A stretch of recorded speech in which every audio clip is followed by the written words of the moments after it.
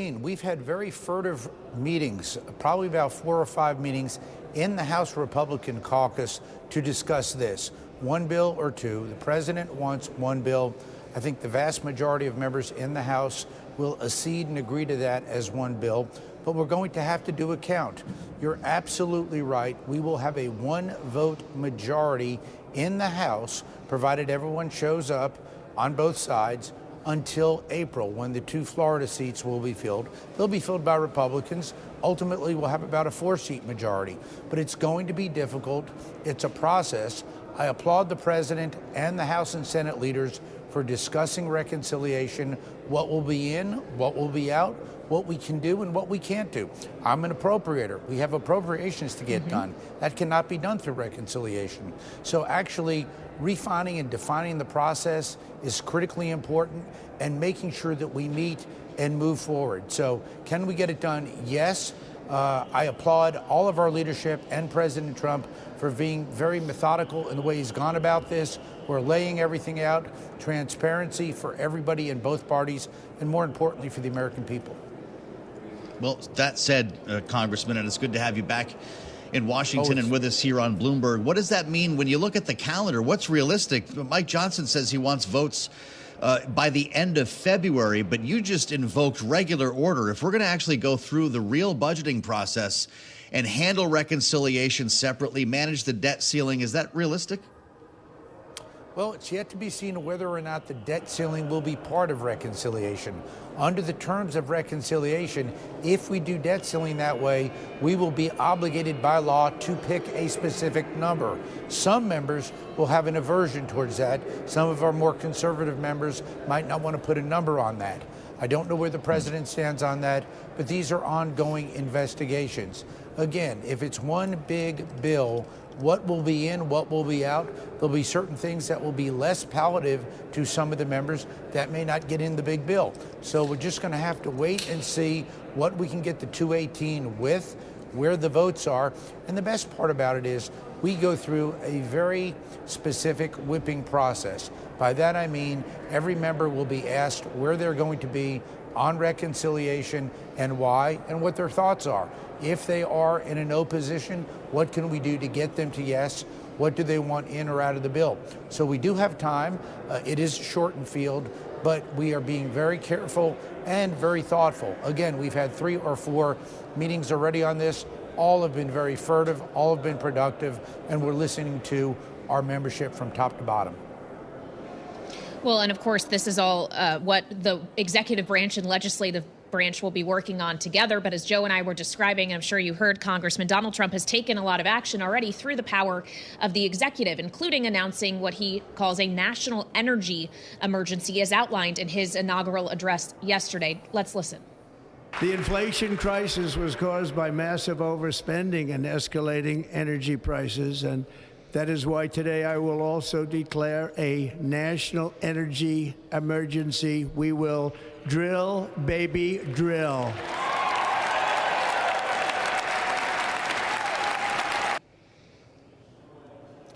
Congressman, is drill, baby, drill enough to get not just energy prices, but prices across the board down? And what role do other forms of energy, like wind, for example, which the president also issued orders pulling back on yesterday, play in this? I'm glad you asked me this question because this is my wheelhouse. I chair the Energy and Water Subcommittee of Appropriations. So I fund the Department of Energy, all of the energy initiatives. I chair 8 congressional caucuses dealing with energy. I just launched the American Dominance in Energy Caucus with Democrats and Republicans. To answer this question, drill, baby, drill is a great start. We need to utilize our oil, our gas, our abundant fossil fuels. I am a champion of nuclear. I'm the nuclear congressperson in either house. I work with people across the aisle. We need new nuclear. We need geothermal. We need abundant energy in America. If we do not act, and I applaud President Trump for being so aggressive on energy, and there is an energy emergency because we're going to need energy to propel AI. We're going to need energy to propel our great manufacturing boom in this country. We want to make absolutely certain that we have abundant energy. It will be oil, it will be gas, it will be nuclear, geothermal, solar will have a place. So we want to make sure we have abundant energy, but it's got to be common sense, abundant energy. Well, we've established the need, Congressman, and we've talked about this with you more than once here on Bloomberg TV and radio. You look at stocks like Constellation taking off here. We know the demand is there. We also know that the red tape is there. What did Donald Trump do in those executive orders yesterday that will actually lead to a new nuclear power plant in this country? Well, actually, fortunately, if you look at the fiscal 2025 budget, which I wrote for the energy and water bill in the House, it proposes close to $9 billion in new funding for new nuclear.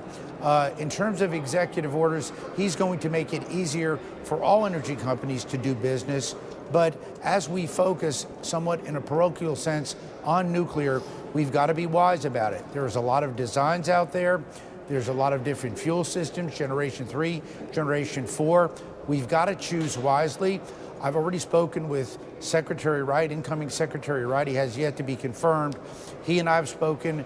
Secretary Burgum and I have spoken. We are going to work together to make sure that it's economically feasible. But the key is going to be, yesterday, I believe President Trump named the new Nuclear Regulatory Commission chair. That is going to be very important. Why? The Nuclear Regulatory Commission is important for safe nuclear. Nuclear is safe, but they need to move in a more swift fashion. They're too slow, they're too lethargic. We have got to get going. Why? Russia, China, even our friends, the French and the South Koreans and the Canadians, are moving ahead of us. If we focus, and I know one thing about President Trump, he will focus on getting it done right, new nuclear will boom in America. Congressman, just quickly before we let you go, we only have about 45 seconds here, but on January 6, 2021, you called it a sad day and condemned the actions that took place. Do you have a reaction, sir, to the pardon of the more than 1,500 people who were convicted of crimes on that day? Well, as a member of the legislative branch, I had been on the House floor that day, was subject to a bomb threat in my office where my whole staff had to leave. That does not get talked about a lot. But the reality is, I'm going to defer to President Trump on the pardons. That is something of the executive branch. I'm in the legislative branch. As a constitutionalist, I will defer to President Trump and his judgment. All right. He had a great first day. I hope he has a great 4 years, and I'm here to help him.